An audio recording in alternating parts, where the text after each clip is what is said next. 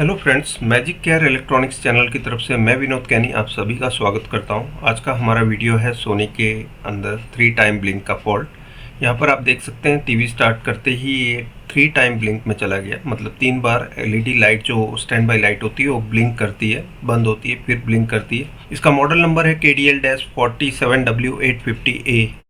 ये है power supply, motherboard और टिकॉन बोर्ड और सारे कनेक्टिंग वायर्स। यहाँ पे हमें सबसे पहले पावर सप्लाई के वोल्टेजेस जो मदरबोर्ड में जाते हैं वो चेक करना है। आमतौर पे आपने देखा होगा ये इसमें HDMI कंट्रोलर की काफ़ी प्रॉब्लम आती है। ये आईसी शॉर्ट होती है या तो कोई PF शॉर्ट होते हैं। ये प्रॉब्लम रिलेट करता है HDMI कंट्रोलर आईसी को 5 वोल्ट रेगुलेटर लाइन में शॉर्टिंग या NAND आईसी डेटा में फेलियर। अभी हमें चेक करना है इन तीनों में से कहाँ पे फॉल्ट। क्या HDMI कंट्रोलर ख़राब है, क्या 5 वोल्ट लाइन में शॉर्टिंग है, क्या यहाँ पर 1.2 वोल्ट लाइन में शॉर्टिंग है, 5 वोल्ट लाइन शॉर्ट हो रही है यहाँ से, HDMI कंट्रोलर ओके है या नहीं, या NAND आईसी। ठीक है, हमें इन तीनों में से एक जगह पे देखना है। तो हम पहले शॉर्टिंग चेक करेंगे। मदरबोर्ड के सिग्नल के बिना पावर सप्लाई के सभी वोल्टेज और बैकलाइट चेक करने के लिए मैंने यहाँ पर कुछ कनेक्शंस किए हैं। मदरबोर्ड का कनेक्शन हम निकाल देंगे और यहाँ पर कुछ कनेक्शंस किए हैं। DC डिमिंग और PWM डिमिंग, ये दोनों को शॉर्ट किया है हमने और 3.3 वोल्ट के साथ जोड़ा है। बैकलाइट ऑन को भी 3.3 के साथ जोड़ दिया है और पावर ऑन को भी 3.3 के साथ जोड़ दिया है। यहाँ पर आप देख सकते हैं। तो ये कनेक्शन करने से हमारी बैकलाइट जलनी चाहिए, तो हमारा पावर सप्लाई सेक्शन क्लियर हो जाएगा। 12 वोल्ट भी चेक कर लेंगे हम। मदरबोर्ड से जो केबल लगा हुआ है वो हम निकाल देंगे। सो यहाँ पर आप देख सकते हैं, यहाँ बैकलाइट जल रही है। ठीक है, हमने कनेक्शन बैकलाइट का जोड़ रखा है, उसकी वजह से हमें बैकलाइट दिख रही है। सो पावर सप्लाई सेक्शन अभी हमने चेक कर लिया है। अभी हम 12 वोल्ट चेक कर लेते हैं। सो यहाँ पे हम 12 वोल्ट चेक कर सकते हैं कि 12.5 वोल्ट पावर सप्लाई से ओके है। मदरबोर्ड का कनेक्शन अभी हमने नहीं लगाया, फोर्सफुली पावर सप्लाई को ऑन किया जिससे बैकलाइट भी ऑन हो गई, 12 वोल्ट भी बन गए और 3.3 पहले से जो बन रहे थे यहाँ पर आप देख सकते हैं। तो ये कंप्लीट पावर सप्लाई है, इसमें कोई भी प्रॉब्लम नहीं है। जो प्रॉब्लम है हमारी अब मदरबोर्ड सेक्शन के साथ है। हमने 12 वोल्ट को डायरेक्ट किया हुआ है 3.3 वोल्ट पावर ऑन को देके। तो यहाँ पे अभी हमें 5 वोल्ट मिलने चाहिए बिकॉज 12 वोल्ट हमने इनपुट दे दिया है। तो यहाँ 5 वोल्ट कंप्लीट है। मतलब ये जो 3 टाइम ब्लिंक का एक जो फॉल्ट है वो हमने क्लियर कर दिया है। 5 वोल्ट लाइन में कोई शॉर्टिंग नहीं है। अब हम दूसरी सप्लाई चेक करेंगे। पावर बंद किया है मैंने और दोबारा से यहाँ पर ये सभी लाइन चेक करनी है हमें। पावर ऑन किया मैंने, 1.5 एंड 3.3 ये दोनों ही ओके है। 1 वोल्ट एकदम क्लियर है, 1.17 1.2 के करीब बन रहे हैं इनपुट 5 वोल्ट से। ठीक है, यहाँ पर इनपुट 5 वोल्ट ओके है।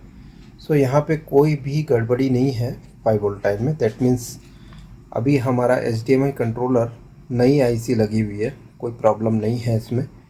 सो अब जो प्रॉब्लम रिलेट करता है वो या तो सॉफ्टवेयर रिलेटेड हो NAND आईसी का। मैं बता देता हूँ कहाँ पे है NAND आईसी। पावर बंद कर देते हैं। ये NAND आईसी ओके। सो इसकी प्रोग्रामिंग से रिलेटेड हो सकता है, हम ये करेंगे पहला काम। अगर जो इससे ठीक हो जाता है तो आगे कुछ करना नहीं है। अगर जो नहीं होता है डेटा डालने के बाद भी, तो हम प्रोसेसर की रीफ्लो करेंगे। ठीक है, सो ये दूसरा काम होगा हमारा। फर्स्ट काम है NAND आईसी को बाहर निकाल के उसकी प्रोग्रामिंग करनी। अभी हम NAND आईसी को बाहर निकालेंगे, चेक करेंगे इससे डेटा जो है वो उसमें प्रॉब्लम हो सकती है। तो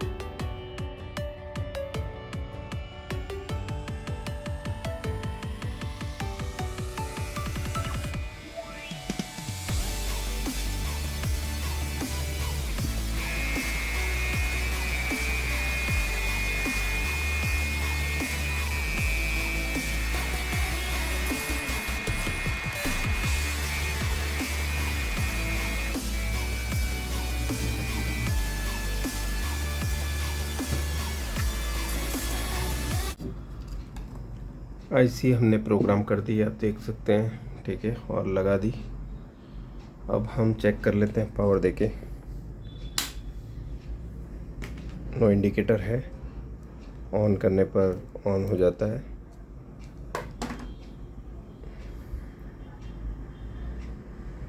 सो ये टीवी रेडी हो चुका है। ये 5 टाइम ब्लिंक में जा रहा है, तो ओरिजिनल पैनल पे लगने के बाद ये भी ठीक हो जाएगा, बिकॉज ये पैनल आईडी का चक्कर है।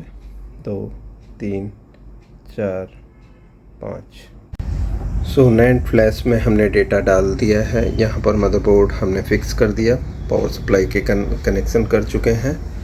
लास्ट टाइम ये बंद हुआ था, पैनल आईडी का चक्कर था। यहाँ पर हमारी अभी पैनल आईडी के साथ कनेक्शन हो गया है मदरबोर्ड का। अब हम पावर ऑन करके देख लेते हैं। ये हमने पावर दिया, बैकलाइट जल चुकी है, साउंड आती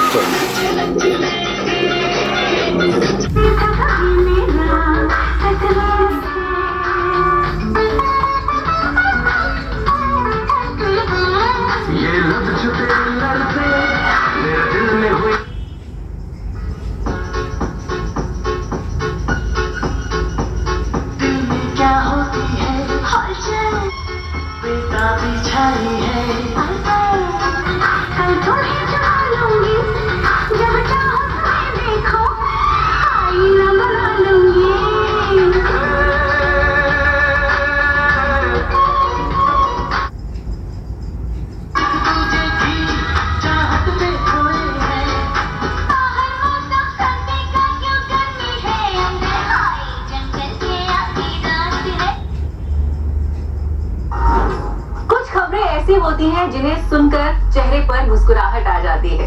अब जो खबर मैं आपको बताने जा रही हूँ, उसको सुनकर आप भी जरूर मुस्कुरा देंगे।